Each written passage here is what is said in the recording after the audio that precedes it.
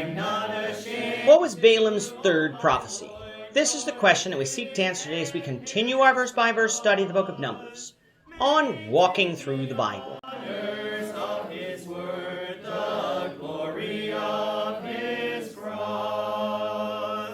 If you have a Bible with you, turn to Numbers chapter 24. We're going to be reading from verses 1 to 9. If you don't have a Bible, don't worry. Just follow along with us on the screen. The version that we'll be reading from is the New King James Version. So, Numbers chapter 24, beginning at verse 1. Now when Balaam saw that it pleased the Lord to bless Israel, he did not go as at other times to seek to use sorcery, but he set his face towards the wilderness. And Balaam raised his eyes and saw Israel encamped according to their tribes, and the Spirit of God came upon him. Then he took up his oracle and said, The utterance of Balaam the son of Beor, the utterance of the man whose eyes are opened, the utterance of him who hears the words of God, who sees the vision of the Almighty, who falls down with eyes wide open. How lovely are your tents, O Jacob, your dwellings, O Israel, like valleys that stretch out, like gardens by the riverside, like aloes planted by the Lord, like cedars beside the water.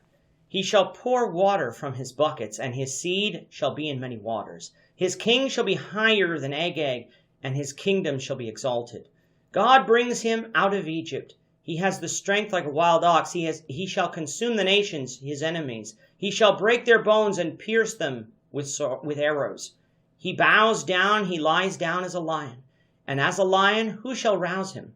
Blessed is he who blesses you, and cursed is he who curses you. In today's lesson, we look at the third prophecy of Balaam. Recall that Balak, king of Moab, has brought Balaam here to curse Israel, but rather than doing so, Balaam, under the inspiration of God, has blessed Israel twice.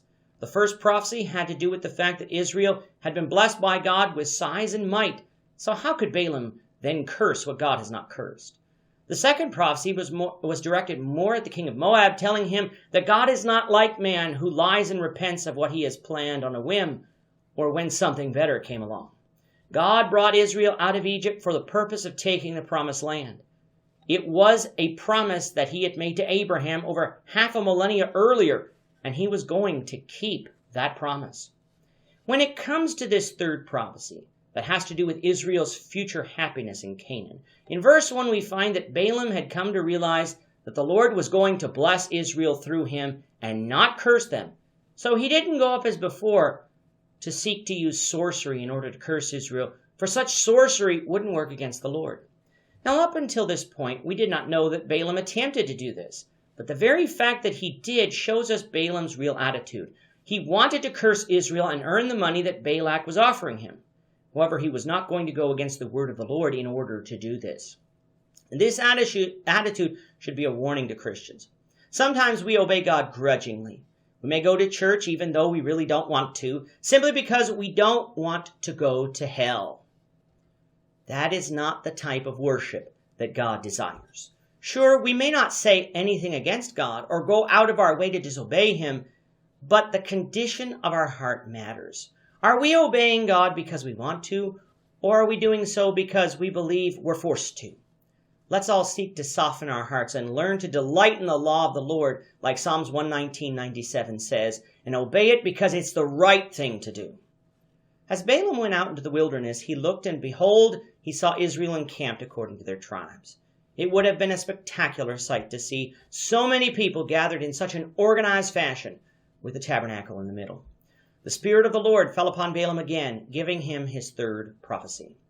When he spoke to Balak this time, he said that it was an utterance, inspired nonetheless, of a man whose eyes had been opened, who hears the word of the Lord, and who falls down in worship with his eyes wide open. We might say that Balaam has seen the light, that his efforts to curse Israel are futile, and Jacob's tents were lovely. In the future, their dwellings would be even more magnificent, for like valleys that stretch out, like gardens by the riverside, like aloes planted by the Lord, and cedars beside the waters, God would pour water from his buckets, and his seed shall be in many waters. What is Balaam saying here? If Israel was large now, if their tents are lovely to behold now, just wait until God multiplies them again in the promised land. Just wait until they utterly defeat their enemies and possess Canaan. Their king will be higher than other kings around them, and that would include the king of Moab, the Midianites, and the Amalekites. Their kingdom would be exalted. Think about it now. Israel had no physical land, no physical king, and no physical kingdom. And yet that is what God is going to provide for them. And because this kingdom would be so exalted, other nations would be subdued. Therefore, he who blesses Israel would be blessed, and he who curses Israel would be cursed. If that sounds familiar, it should, for in Genesis 12, verses 1 to 3, we read, Now the Lord had said to Abram, Get out of your country, from your family, and from your father's house, to a land that I will show you. I will make you a great nation. I will bless you and make your name great, and you shall be a blessing. I will bless those who bless you, and I will curse him who curses you. And in you all the families of the earth shall be blessed. This blessing by Balaam here is basically then a restatement of God's promise to Abraham. And yet here is Balak wanting to curse Israel. What would happen to him if he did this? God would curse Balak. That should have gotten Balak to change course, but would he? That's what we'll discuss, the Lord willing, in the next lesson. With that, our time is up for today. The Lord willing, we hope you'll join us for tomorrow's discussion of Numbers chapter 24, verses 10 to 14, as we continue our walk through the Bible, one verse at a time. Thank you for watching today's episode. We hope that you found it edifying and ask that you not only subscribe to our channel and podcast, but that you like and share this episode among your friends, so that the saving gospel of Jesus Christ can go out to the whole world.